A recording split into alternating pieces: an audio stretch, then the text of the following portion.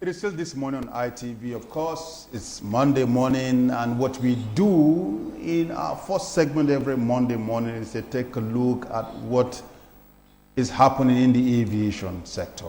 And of course, to have this particular segment is with your usual, a man who has touched so many foreign lands when it comes to the issue of aviation programs, aviation events, and of course have also taken part in so many seminars, paper presentation, and tell the youths how some of Nigeria's aviation departments have fared and how they are faring and how they should fare. Now, talking about recommendation, is none other Mr.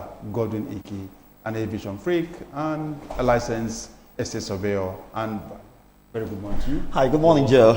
Your weekend? Oh, Joe, always wonderful. Come on, hold on to God, and you just be sure that your days will always be wonderful. Yes, I agree. I agree. Thank you very much. And my dear viewers, please welcome to the program. Let us start off with what we had last week, which is rise and fall of Nigeria Airways. If the the PD is ready, we can have clip one as we begin to discuss on the rise and fall of Nigeria Airways.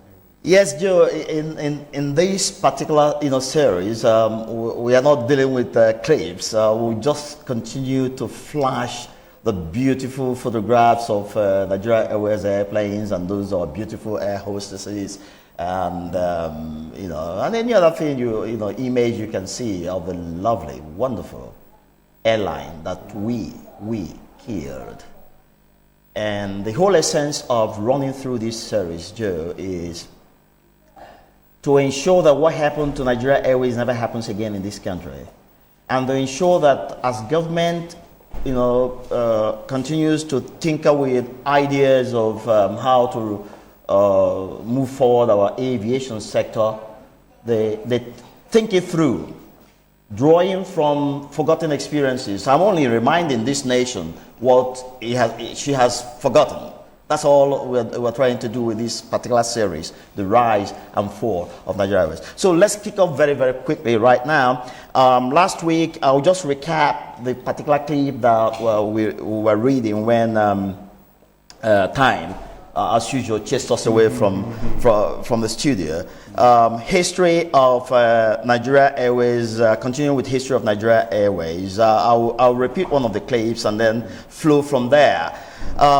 In early 1987, for accumulated debts of $1,100,000 US, the International Air Transport Association (IATA) suspended Nigeria Airways from the clearinghouse, a status that meant that the airline could neither issue tickets to fly on other IATA member airlines, nor have the other member airlines do business with Nigeria Airways. By late 1987, Joe, Nigeria Airways, operating with a monthly revenue of $5 million US and an expenditure of excuse me, I'm having some challenges with my throat this morning, and expenditure of $5,175,000 per month. So they will rake in $5 million in a single month and then spend $5,175,000 with a deficit of $175,000 US every Nigeria Airways was doing, and those are products of corruption. Yes, and financial recklessness. More than it generates. That's correct. Corruption and financial recklessness. Now, accumulated debts of approximately $250 million. The airline into increasing international ticket fare by 20% and domestic ticket fare by 100% in order to raise funds. The consequence of this was reduced passenger traffic. You want to solve one problem and you create another. Finding this situation unacceptable, the government at that time ordered the airline to downsize its workforce immediately. We'll move on with the history continues. But now, with the downsizing of the staff strength as at that time, was it the way out of the enormous spending? Admittedly, Joe, granted, at the time, we had a lot of redundant staff, who had no business being at work at the time. No doubt that was there. But let's continue. In December 1988, Joe, the airline dismissed 3,000 employees. That was a third of its workforce at the time, and discontinued flights to a number of its African destinations, ceding some of its routes to a private airline, Okada Air. The almighty Okada Air. Unfortunately, that one also went. Unfortunately. Within the same late 1980s, the airline lost a deposit of $350,000 US for not firming up an order of for 6 ATR 42s, those were some turboprop regional, aircraft. They placed order for 6, paid $350,000 US, but didn't firm up the order and lost the money. Joe, work out what? Can you repeat what you just said? Nigeria Airways placed order for 6 units of turboprop regional short-range airplanes called ATR. The model is known as ATR. If we had them in clips, I would have just shown you the photograph. Cost? The 6 airline. Well, Joe, aircraft at what cost? I didn't bother to dig deep into that. Now you ask this question when we're doing part 3, I will get you that information. I didn't bother to dig. I was so disgusted with, there's too much information on all the mess that went on. And sometimes your heart will bleed so much that you want to just, drop your pens, books, and everything and move on. But anyway, they made a deposit of $350,000 US. They didn't firm up the order, and they lost that money. No planes, no $350,000 US. One of the numerous financial recklessness. Is that how it works when it comes to the issue of? Oh yeah, not just aircraft. In most business transactions with very high, corporate organizations abroad, not just US. Most of the developed and developing nations that are serious-minded, if you place an order for something that has to be made for you, and you put down what is signed off from day one to mean non-refundable deposit. Now, the idea is when your order is ready, you pay the balance of your money, and it will be delivered to you. But if you have set them working, and at the end of the day, you don't come forward to pay out, you lose that deposit. They sell to other people who want the product. Serious. Or who want the product that has been made for you. So let's move on, because time is never our friend in this. I'm going to be dealing now with final demise of Nigeria Airways. Listen to this, Joe. Final demise. That is a subtopic of what we're going to be dealing with right now. During its final days, Nigeria Airways defied all investment and restructuring options tried by government. So it's really not about business models, like I said to you last week. It's not about 40 business model or about government owning the airline, because we can count a lot of very successful airlines around the world that are owned 100% by government, and they're doing pretty well. It's about our attitude, our recklessness, and unserious conduct. That's where the problem lies. So as we plan to move our aviation sector forward with concessioning or whatever you want to nickname it, if we don't deal with this fundamental problem we have as a people, we will never make success of it. And I challenge the world to keep this in mind. If we do not do what we have to do before we move on with any particular program, be sure and quote me anytime, it will fail. Now, the options included, that's to say, let me repeat this so that my viewers will follow what I'm saying. During its final days, Nigeria Airways defied all investment and restructuring options tried by government. The options included, number one, in 1993, privatization was considered. This produced two companies: Nigeria Airways operating domestic routes. Number two, Air Nigeria operating international routes. B, after mutual banning of operations between Nigeria and United Kingdom in 1997, Nigeria Airways in 1998 went into code-sharing agreement with the British Airways, and I'm going to explain that code-sharing. Yeah, go ahead. Before the code-sharing, what do you mean by mutual banning? At a point, British government banned Nigeria Airways from coming into the East skies. Reason, they said the company was not well managed and the airplanes were not well maintained, and the likelihood was that they were going to come over their skies and fall off. And so in retaliation, Nigeria banned British Airways from coming into Nigeria. And of course, the two foes found a common ground on a round table. It talked over their issues, let go, and then started once again. And that led to the code sharing business that Nigeria Airways went into with British Airways, and simply means if you publish your flight, then you publish the both the code of Nigeria Airways and that of British Airways, because any of them can carry you. So practically speaking. So which means at that time, yes, Nigerian Airways was almost fit at all time. I mean, to have that, what you call sharing formula? No, code sharing is simply if you are running and known and booking, having people book your flights, but you don't have enough serviceable airplanes to do the job.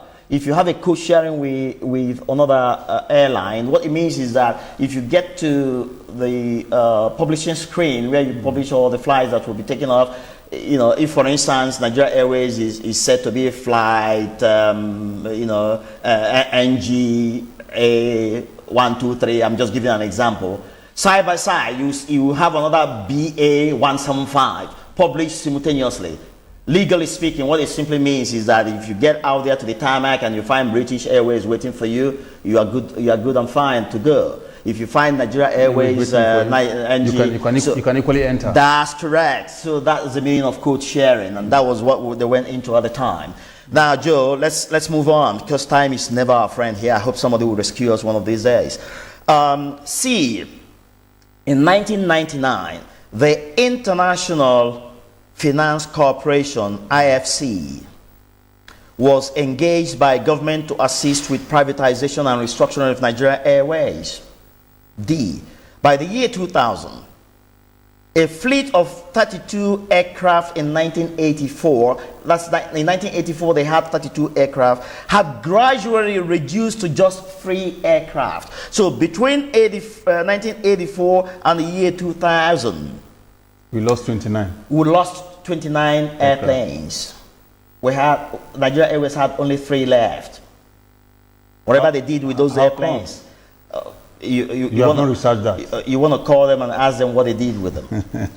Now, in 2001, Joe, the IFC, and now talking about the International Finance Corporation, IFC, withdrew from its advisory role, frustrated about what was going on. And guess what they cited, Joe?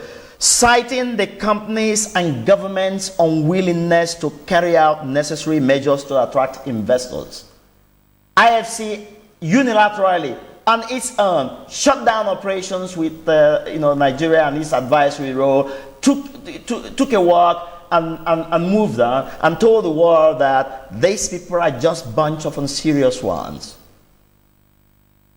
They will not carry out our recommendations of things that will attract investors. Neither will the government of the day, carry out recommendations that we have told them will attract investors. So, Joe, it's not about government owning airlines. It's not about one business model or the other. We just have an attitude. And we need to put an end to those nonsensical things we do so that we can set a path of honor, a path of development, and a path of success. It's the only way. There are no two ways. Just the only way, Joe. Let's move on. Demise of Nigeria Airways. I'm continuing with the final demise of Nigeria Airways. F. In February 2001, a joint venture was struck between South African Airways and Nigeria Airways. By March 2002, South African Airways unilaterally terminated the deal, citing decline in passenger numbers and a deficit of $4.9 million US. South African Airways pulled out unilaterally. I really wonder how they dealt with all the agreements signed and exit what was it called in legal terms, covenants. Were they really respected, and if not, did anybody lift a finger to get some compensation for just walking away that way? But that's history now. Very sad. What we need to do now is to learn from all these. Joe, in May 2003, Nigeria Airways had only one serviceable Boeing 737-200 aircraft left. Shameful, isn't it? Now, but the question is, when we, of course, had that huge number of aircraft, 32, you said. And they were all leased. And we couldn't even buy, even when we had all the money. And gradually it was reducing, and it got to 2001 when we just had only one aircraft. What, was the government in power then doing? Joe, I wish I was one of them. I would have answered this question. Unfortunately, I wasn't. And up until this moment, I am not. I'm doing my bit, using God-given vision and God-given knowledge to rake out correct, precise information and feed my fellow Nigerians and feed those who are at the moment the helm of affairs, and hope that somebody will listen, draw lessons from these ugly events, and build a better nation. Joe, that's what you and I are doing here, nothing else. Now, is anybody paying you money for this? Joe, one second, answer this very quickly. Is anybody paying you money? Let's go on. Is anybody paying you money? Let's go on. I'm sure nobody is, so nobody's paying me. Let's go on. But we are now having sleepless nights to get this job done. Is it late to deal with those involved? It's never late. Criminal offense has no time bar. I'm not a lawyer, but I am experienced enough as a licensed estate surveyor and valuer to know that criminal offenses have no time bar. Anytime you wake up, you dust up your papers, you call in the culprits and punish them. But do we have the willpower to do so? Big question. Now let's get on Joe. In 2003, Nigeria Airways had only one serviceable Boeing 737-200 aircraft left. Number of carried passengers had dropped from 2.1 million in 1985. By 1985, they had 2.1 million passengers running through with them. But by the first quarter of 2003, those passengers had dropped from 2.1 million to only 10,000. Joe, 2.1 million passengers to 10,000 passengers between 1985 and the year 2003. In spite of government injecting $200 million US in the last decade, the airline still owed well over $528 million US. Government had injected so much. You're going to see how, as we move on, maybe when we get to part 3, let me run through and see how much we can do before slightly above $500 million. That's correct. Now, Nigeria Airways ceased operations in 2003. That was when its coffin was sealed and buried. That was in 2003. And was liquidated in 2004. The awesome pride of Nigeria died but its spirit lives on. And that's why you and I are discussing it today, Joe, because the spirit of Nigeria Airways is still very much alive, even though the airline has died and gotten buried. Now, an agreement with Virgin Atlantic Airways produced Virgin Nigeria. You remember that? Sure. I haven't forgotten. I will never forget. That's in the days of the administration of former President Olusegun Obasanjo. Just leave those names alone. Let's move on. This also died. An agreement with Virgin Atlantic Airways produced Virgin Nigeria. This also died. Arik Air took over ground facilities. She is also mortally sick and may soon die. Joe, did you hear that? Arik Air took over Nigeria Airways ground facilities and came awesomely with brand new aircraft, everything looking spick and span, everything so sweet and nice. And today, the same airline is mortally sick. We hope it will be cured and it won't die, but it may soon die. And it points the same finger to what's wrong. It's not the business model, it's attitude and our lack of enforcement, strict enforcement of our laws. Let's move on, Joe. Lessons from Nigeria Airways operations and demise. That's where we're going to end it. That's right. Let's deal with this particular clip of the lessons. By the time we come in next week with part 3, we'll see a few successful airlines and what they did and where they are, and when they started and how they started. But is there any hope to revive Nigerian Airways? Very much hope, Joe. Much hope.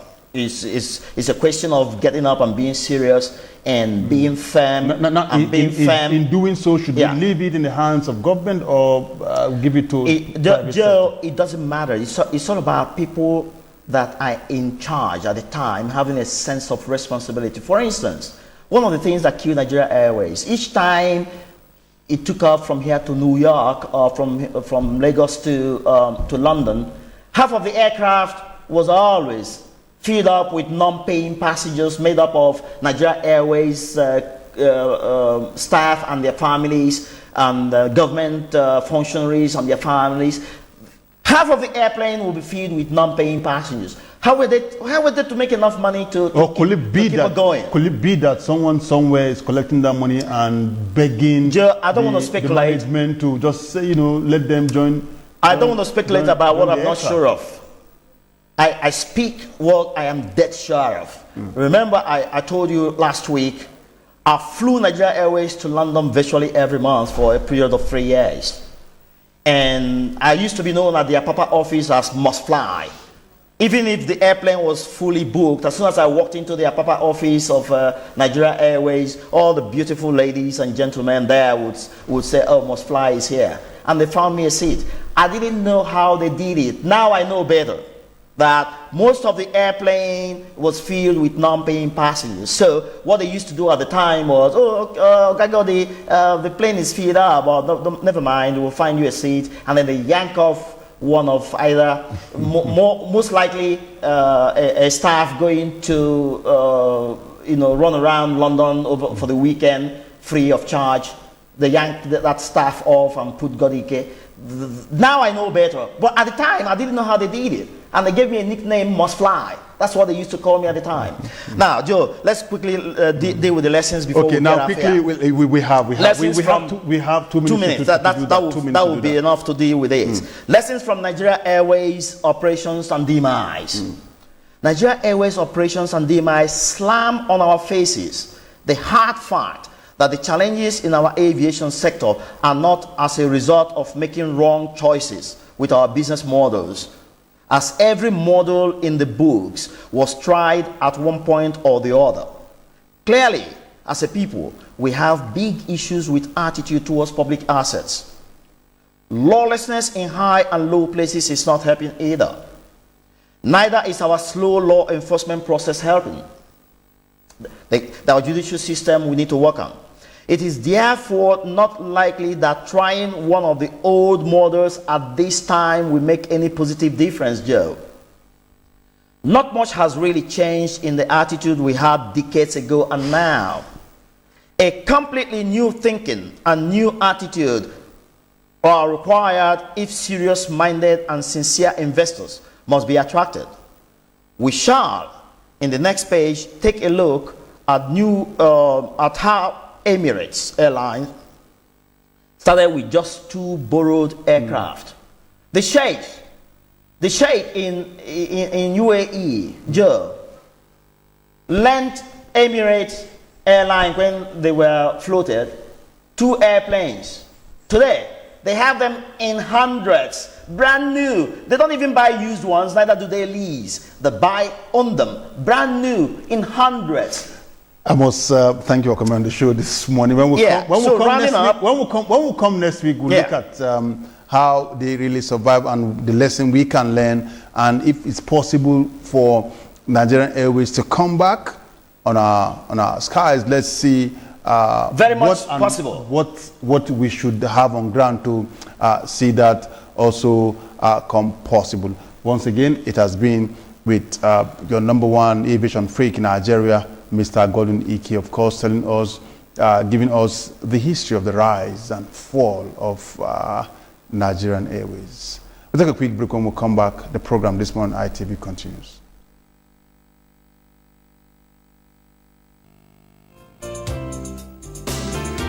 As you wake up in the morning, the first thing